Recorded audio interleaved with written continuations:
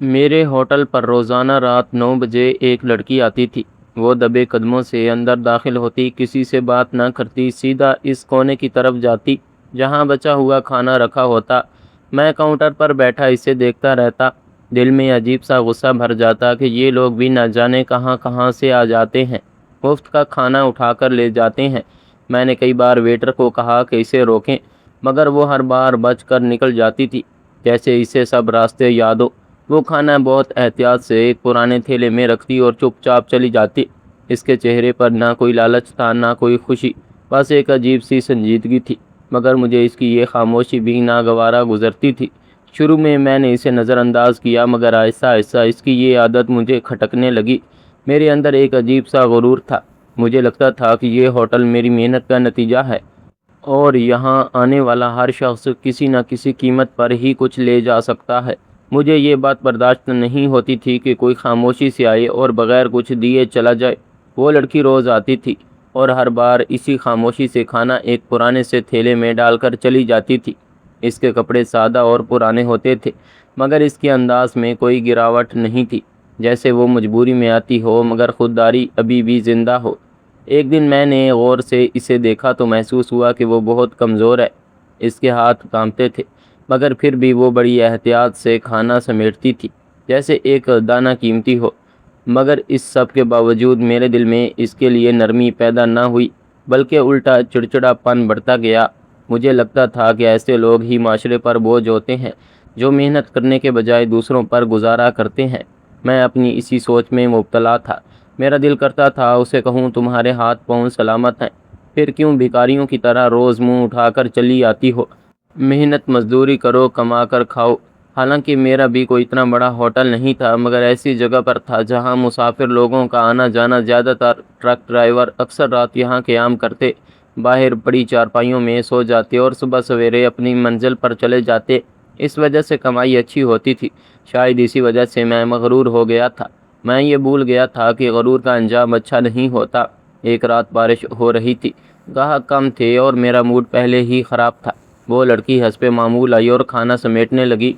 اس دن نہ جانے مجھے کیا ہوا، میں غصے میں اٹھا اور اس کے پاس جا کر زور سے بولا کہ یہ ہوٹل ہے، تمہارا گھر نہیں، جو روز آ کر مفت کا کھانا لے جاؤ۔ وہ چونک گئی، اس کے ہاتھ کانپنے لگے، تھیلا زمین پر گر گیا اور سالن فرش پر پھیل گیا۔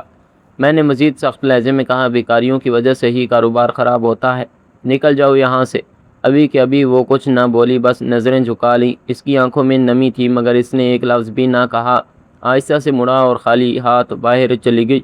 اس رات کے بعد وہ کبھی واپس نہ آئی۔ شروع میں مجھے سکون محسوس ہوا کہ ایک جھنجھٹ ختم ہوا، مگر چند دن بعد عجیب سا خلا محسوس ہونے لگا، جیسے ہوٹل کے اس کونے کی خاموشی مجھے کچھ یاد دلانے لگی، مگر میں نے اس خیال کو جھٹک دیا۔ وقت گزرتا گیا اور میرے ہوٹل کا کاروبار آہستہ آہستہ کم ہونے لگا۔ پہلے گاہک کم ہوئے، پھر اخراجات بڑھ گئے۔ میں نے بہت کوشش کی، مگر قسمت شاید ساتھ چھوڑ چکی تھی۔ ایک دن ایسا بھی آیا کہ مجھے ہوٹل بند کرنا پڑا۔ وہی ہوٹل جس پر مجھے فخر تھا، اب میرے ہاتھ سے نکل چکا تھا۔ میں نے ہوٹل بند ہونے کے بعد جب نئی زندگی شروع کی تو شروع میں ہر چیز بہت مشکل لگتی تھی۔ صبح اندھیرے میں اٹھ کر کام کی تلاش میں نکل جانا، سارا دن اینٹیں اٹھانا، بھاری سامان ڈھونا اور پھر تھکے ہوئے جسم کے ساتھ شام کو واپس آ کر کسی سستے سے کمرے میں گر جانا، یہ سب میرے لیے بالکل نئی زندگی تھی۔ مگر سب سے مشکل چیز جسم کی تھکان نہیں تھی، بلکہ دماغ کا بوجھ تھا، جو ہر وقت مجھے اندر سے کھاتا رہتا تھا۔ مجھے بار بار وہ دن یاد آتا جب میں نے اس لڑکی کو سب کے سامنے بے عزت کیا تھا اور اس کے آنسو میرے سامنے گرے تھے، مگر اس وقت میرے دل میں کوئی نرمی نہیں تھی۔ میں سمجھتا تھا کہ میں ٹھیک کر رہا ہوں، لیکن اب جب حالات بدل گئے تھے تو مجھے ہر چیز الٹی نظر آنے لگی تھی۔ میں سوچتا تھا کہ اگر میں نے اس دن تھوڑا سا صبر کر لیا ہوتا تو شاید آج میری زندگی بھی مختلف ہوتی۔ شروع میں خود کو تسلی دیتا تھا کہ جو ہوا سو ہوا، مگر رات کو جب سب سو جاتے تھے اور میں اکیلا بیٹھا ہوتا تو وہ منظر میرے سامنے آ جاتا تھا، اس کا نظریں جھکا کر خاموشی سے جانا، اس کے ہاتھ سے تھیلے کا گرنا اور پھر اس کا خالی ہاتھ واپس پلٹ جانا۔ یہ سب چیزیں مجھے اندر سے توڑ دیتی تھی۔ میں کئی بار چاہتا تھا کہ کسی طرح وہ لڑکی مجھے دوبارہ مل جائے تاکہ میں اسے معافی مانگ سکوں، مگر پھر میں سوچتا تھا شاید وہ مجھے کبھی معاف نہ کرے۔ مگر اتنا تو میں سمجھ گیا تھا کہ جب تک وہ لڑکی میرے ہوٹل سے کھانا لے جاتی تھی، میرے رزق کام میں برکت تھی، شاید اس کے حصے کا رزق بھی مجھ سے جڑا تھا۔ جیسے اس نے آنا بند کر دیا، میرے رزق کے دروازے تنگ ہو گئے اور میں تقریباً سڑک پر آ گیا۔ شاید اللہ مجھ سے ناراض ہوا تھا۔ یہ سوچ مجھے اور زیادہ بے چین کر دیتی تھی۔ اسی بے چینی میں دن گزرتے گئے اور میں مزدوری کے کام میں خود کو زیادہ سے زیادہ مصروف رکھنے لگا تھا تاکہ کم از کم ذہن تھوڑا سا سکون میں رہے۔ مگر جتنا میں کام کرتا اتنا ہی مجھے احساس ہوتا کہ زندگی کتنی غیر مستقل ہے۔ آج جو انسان اوپر ہوتا ہے کل وہی نیچے بھی آ سکتا ہے۔ میں نے اپنے ساتھ کام کرنے والے مزدوروں کو دیکھا، وہ بھی اپنی اپنی مشکلات میں جیتے تھے، مگر ان میں ایک چیز تھی جو میرے اندر نہیں رہی تھی، وہ تھی سادگی اور قبولیت۔ وہ لوگ اپنی زندگی سے لڑتے نہیں تھے بلکہ اسے جیتے تھے۔ میں شروع میں ان پر بھی کبھی کبھی غصہ کرتا تھا، مگر آہستہ آہستہ میں نے ان سے بہت کچھ سیکھا۔ ایک دن جب ہم سب دوپہر کے وقت آرام کر رہے تھے تو ایک مزدور نے کہا کہ بھائی، زندگی میں سب سے بڑی چیز عزت ہے۔ پیسہ آتا جاتا رہتا ہے مگر عزت ایک بار چلی جائے تو واپس نہیں آتی۔ اس کی یہ بات میرے دل میں اتر گئی، کیونکہ مجھے پہلی بار احساس ہوا کہ میں نے بھی کسی کی عزت چھین لی تھی اور پھر اپنی بھی کھو دی تھی۔ وقت کے ساتھ ساتھ میں نے اپنے رویے میں تبدیلی لانی شروع کی۔ میں لوگوں سے نرم لہجے میں بات کرنے لگا، کسی کی مدد کر دیتا تو دل کو سکون ملتا، اور میں نے یہ بھی محسوس کیا کہ جب انسان دوسروں کے لیے آسانیاں پیدا کرتا ہے تو اس کی اپنی زندگی میں بھی کسی نہ کسی طرح آسان ہونے لگتی ہے۔ مگر اندر کا پچھتاوا مکمل ختم نہیں ہوا تھا۔ وہ ہر وقت کہیں نہ کہیں میرے ساتھ چلتا تھا۔ کبھی کبھی ایسا لگتا تھا جیسے وہ لڑکی میری زندگی کے کسی کونے میں بیٹھی مجھے دیکھ رہی ہو اور کہہ رہی ہو کہ تم نے میرے ساتھ انصاف نہیں کیا۔ مگر پھر بھی وقت گزر رہا تھا اور میں اس وقت کو صرف جھیل رہا تھا۔ میں صبح سے شام تک اینٹیں اٹھاتا، پسینہ بہاتا اور رات کو تھکا ہارا کسی کونے میں بیٹھ جاتا۔ زندگی نے جیسے ایک دم پلٹا کھایا تھا۔ میں اکثر سوچتا تھا کہاں وہ وقت تھا جب میں لوگوں کو جھڑک دیتا تھا اور کہا آج میں خود لوگوں کی نظروں سے بچ کر جیتا ہوں۔ مگر زندگی کسی کے لیے نہیں رکتی۔ سال گزرتے گئے اور میں اس نئی حقیقت کا عادی ہو گیا۔ ایک دن اچانک مجھ پر ایک جھوٹا الزام لگا دیا گیا کہ میں نے تعمیراتی سامان چوری کیا ہے۔ میں جتنا بھی صفائی دیتا کسی نے میری بات نہ سنی۔ پولیس مجھے پکڑ کر لے گئی اور کیس عدالت تک پہنچ گیا۔ اس دن میں عدالت کے کمرے میں ہاتھ باندھے کھڑا تھا۔ دل میں خوف تھا اور آنکھوں میں بے بسی کہ اب کیا ہوگا۔ میں نے زندگی میں بہت غلطیاں کی تھی مگر یہ الزام سچ نہیں تھا۔ کمرہ عدالت میں خاموشی تھی، لوگ اپنی اپنی جگہ بیٹھے تھے۔ میں نے نظریں جھکا رکھی تھی۔ اچانک دروازہ کھلا اور جج صاحبہ اندر داخل ہوئیں۔ سب لوگ کھڑے ہو گئے۔ میں نے بھی سر اٹھایا اور جیسے ہی میری نظر ان پر پڑی میرا دل ایک دم دھڑکنا بھول گیا۔ وہی آنکھیں، وہی سنجیدگی، وہی چہرہ، یہ وہی لڑکی تھی جو کبھی میرے ہوٹل پر بچا ہوا کھانا لینے آتی تھی۔ اس چہرے کو میں کبھی نہیں بھولا تھا۔ وہ اپنی کرسی پر بیٹھ گئیں مگر ان کی نظریں مجھ پر ٹھہر گئیں۔ ایک لمحے کے لیے جیسے وقت رک گیا ہو۔ میرے ذہن میں وہ رات گھوم گئی جب میں نے اسے سب کے سامنے بے عزت کیا تھا۔ مجھے لگا اب میرا انجام بہت برا ہوگا۔ میں نے نظریں جھکا لیں اور دل ہی دل میں اپنی غلطی پر شرمندہ ہونے لگا۔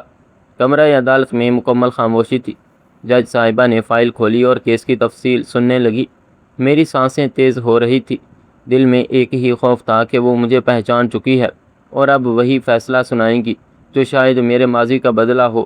میں نے ہمت کر کے ایک نظر ان کی طرف دیکھا مگر ان کے چہرے پر کوئی غصہ نہ تھا، بس ایک سنجیدگی تھی جو پہلے بھی ہوا کرتی تھی۔ وکیل اپنی اپنی دلیلیں دے رہے تھے مگر میرا دھیان کہیں اور تھا۔ میں صرف یہ سوچ رہا تھا کہ کیا واقعی وہ مجھے پہچان گئی ہے یا شاید یہ میرا وہم ہے۔ مگر پھر اچانک انہوں نے میری طرف دیکھا اور ایک لمحے کے لیے ان کی آنکھوں میں ایک پہچان سی ابھری۔ میرا دل بیٹھ گیا۔ کارروائی کچھ دیر جاری رہی، پھر انہوں نے پرسکون آواز میں کہا کہ ثبوت ناکافی ہیں اور اس شخص کو مزید تفتیش تک رہا کیا جاتا ہے۔ یہ سن کر مجھے یقین نہ آیا، جیسے میرے کانوں نے غلط سنا ہو۔ میں نے سر اٹھا کر ان لوگوں کی طرف دیکھا۔ وہ ابھی بھی سنجیدہ تھی مگر ان کی آنکھوں میں کوئی سختی نہیں تھی۔ عدالت برخاست ہوئی، لوگ باہر جانے لگے، میں وہیں کھڑا رہ گیا۔ میرے قدم جیسے زمین سے چپک گئے تھے۔ میں سوچ رہا تھا کہ کیا میں ان سے بات کروں یا خاموشی سے چلا جاؤں، مگر دل نے ہمت کی اور میں آہستہ آہستہ ان کے چیمبر کی طرف بڑھا۔ دروازے پر کھڑے ہو کر میں نے اجازت مانگی۔ اندر سے آواز آئی، آ جاؤ۔ میں اندر داخل ہوا۔ وہ میز کے پیچھے بیٹھی فائل دیکھ رہی تھی۔ میں کچھ لمحے خاموش کھڑا رہا، پھر ہمت کر کے بولا، مجھے نہیں معلوم آپ مجھے پہچانتی ہیں یا نہیں، مگر میں آپ سے معافی مانگنا چاہتا ہوں۔ انہوں نے فائل بند کی اور میری طرف دیکھا اور دھیمی آواز میں کہا، میں تمہیں پہچانتی ہوں۔ میرے لیے یہ الفاظ کسی بجلی سے کم نہ تھے۔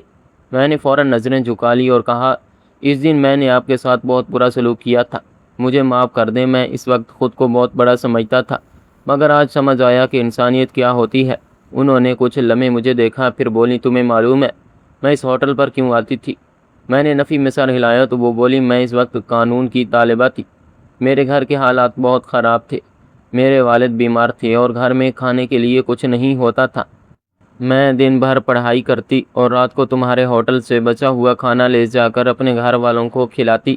تمہاری ڈانٹ کے بعد میں نے وہاں جانا چھوڑ دیا۔ کئی راتیں ہم نے بغیر کھانے کے گزاری، مگر میں نے ہمت نہیں ہاری اور اپنی پڑھائی جاری رکھی۔ میں بہت محنتی تھی، مجھے اسکالرشپ پر ایڈمیشن ملا۔ میرے والدین نے مجھ پر بہت محنت کی، اگر تھوڑا بہت پیسہ ہوتا بھی مجھ پر خرچ کرتے، میری پڑھائی اور کتابوں کے لیے جوڑ کر رکھتے تھے، اس لیے میں نہیں چاہتی تھی کہ وہ بھوکے پیٹ سوئیں۔ میں اپنے ہوٹل سے کھانا لے جاتی تھی۔ ان کی باتیں سن کر میری آنکھوں میں آنسو آ گئے۔ مجھے اپنی حرکت پر شدید شرمندگی ہو رہی تھی۔ میں نے کہا، میں اس قابل نہیں کہ آپ سے معافی مانگ سکوں، مگر پھر بھی اگر ہو سکے تو مجھے معاف کر دیں۔ انہوں نے گہری سانس لی اور کہا، میں نے تمہیں اسی دن معاف کر دیا تھا جب میں نے خود سے وعدہ کیا تھا کہ ایک دن میں اس مقام پر پہنچوں گی جہاں انصاف کر سکوں، اور آج میں وہی کر رہی ہوں۔ میں حیران تھا کہ جس لڑکی کو میں نے بے عزت کیا وہ آج میرے لیے انصاف کا دروازہ کھول رہی تھی۔ انہوں نے مزید کہا، زندگی انسان کو بہت کچھ سکھا دیتی ہے۔ تم نے جو کیا وہ غلط تھا، مگر اگر تم نے اسے سے سیکھ لیا ہے تو یہی کافی ہے۔ میں نے سر جھکا کر ہاں کہا، میں نے بہت کچھ سیکھ لیا، اب میں کبھی کسی غریب کو حقیر نہیں سمجھوں گا۔ انہوں نے ہلکا سا سر ہلایا اور کہا، یہی انسانیت ہے۔ میں چیمبر سے باہر نکلا تو مجھے لگا جیسے میرے کندھوں سے ایک بہت بڑا بوجھ اتر گیا ہو۔ میں نے آسمان کی طرف دیکھا اور دل ہی دل میں شکر ادا کیا کہ اللہ نے مجھے اپنی غلطی کا احساس دلایا اور اسے درست کرنے کا موقع بھی دیا۔ اس دن کے بعد میری زندگی کا رخ بدل گیا۔ میں نے مزدوری جاری رکھی، مگر اب ہر اس شخص کی مدد کرنے کی کوشش کرتا جو ضرورت مند ہوتا، کیونکہ مجھے معلوم ہو چکا تھا کہ کبھی کبھی ایک چھوٹی سی مہربانی کسی کی پوری زندگی بدل سکتی ہے۔ تو دوستو، یہ تھی ہماری آج کی کہانی آپ کو کیسی لگی کمنٹ سیکشن میں لازمی بتائیں، اور اگر اچھی لگی ہو تو ویڈیو کو لائک اور ہمارے اس چینل BS وائس کو لازمی سبسکرائب کر دیں۔ ملتے ہیں کل ایک نئی اور دلچسپ ویڈیو کے ساتھ، تب تک کے لیے اللہ حافظ۔